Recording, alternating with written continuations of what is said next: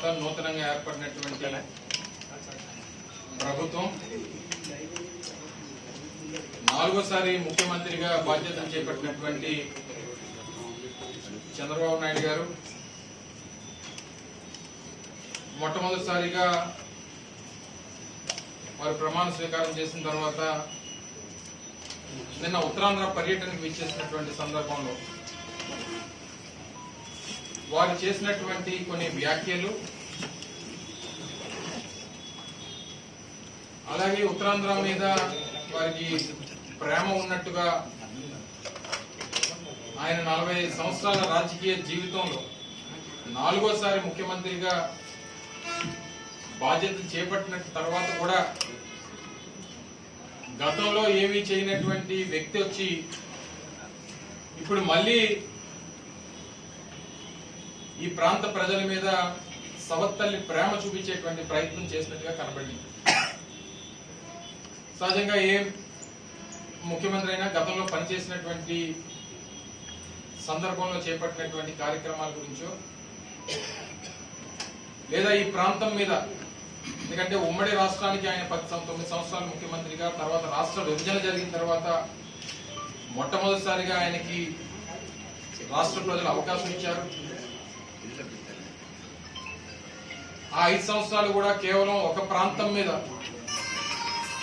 ఒక ప్రాంతం గురించి, ఆ ప్రాంతంలో ఆయన చేపట్టినటువంటి,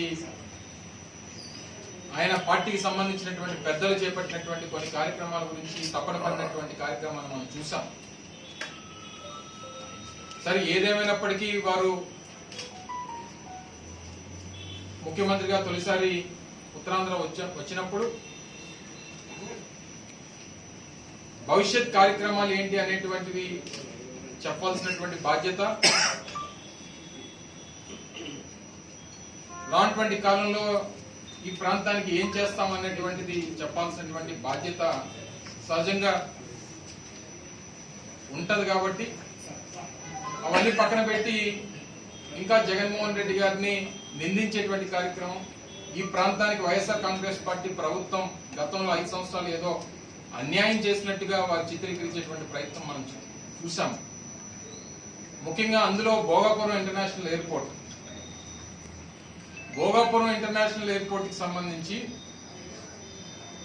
2019లో వైఎస్ఆర్ కాంగ్రెస్ పార్టీ అధికారంలోకి వచ్చేటువంటి సమయానికి 2200 ఎకరాలు ఏదైతే భోగాపురం ఇంటర్నేషనల్ ఎయిర్పోర్ట్ కి సంబంధించి నిర్మాణం చేపట్టాలని చెప్పి నిర్ణయం తీసుకున్నామో,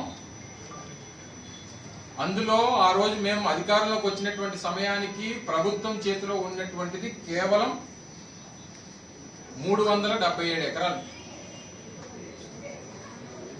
377 ఎకరాలు మాత్రమే ఆ రోజు ప్రభుత్వం ఆధీనంలో, ఆ 2200 ఎకరాల్లో 377 ఎకరాలు మాత్రమే ప్రభుత్వం ఆధీనంలో ఉంది. దాదాపు మిగిలిన 1850, 1900 ఎకరాలు అసలు ప్రభుత్వం ఆధీనంలో లేదు, రైతుల ఆధీనంలోనే ఉంది.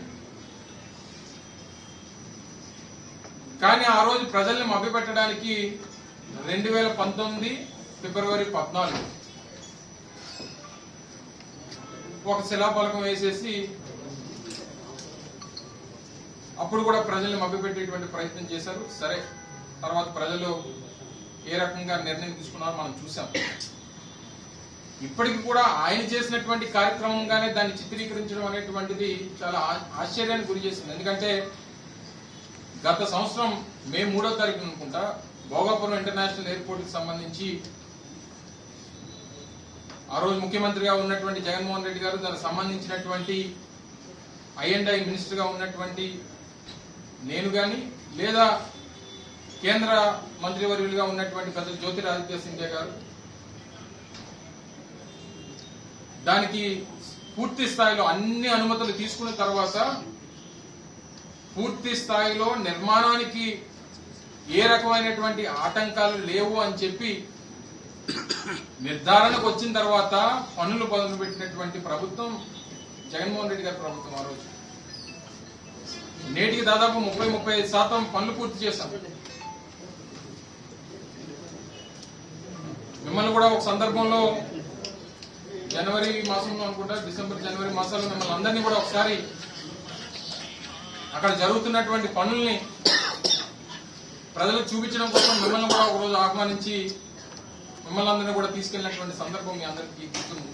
ఆ రన్వే పనులు కానీ, టెర్మినల్ బిల్డింగ్ పనులకు సంబంధించి కానీ, ఇలా ఇవన్నీ జరుగుతున్నటువంటి క్రమం ఏమీ చేయకుండా అన్ని నేనే చేస్తాను అనేటువంటి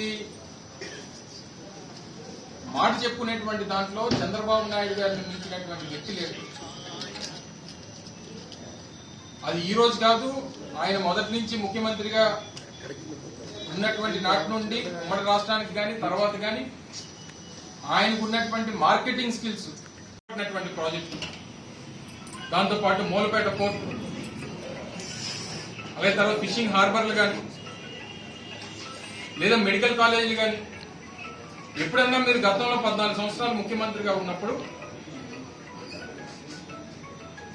మెడికల్ కాలేజీల నిర్మాణం కానీ, ఇంజనీరింగ్ కాలేజీల నిర్మాణం కానీ, పోర్టుల నిర్మాణం కానీ ఎప్పుడన్నా ఆలోచన చేశారా?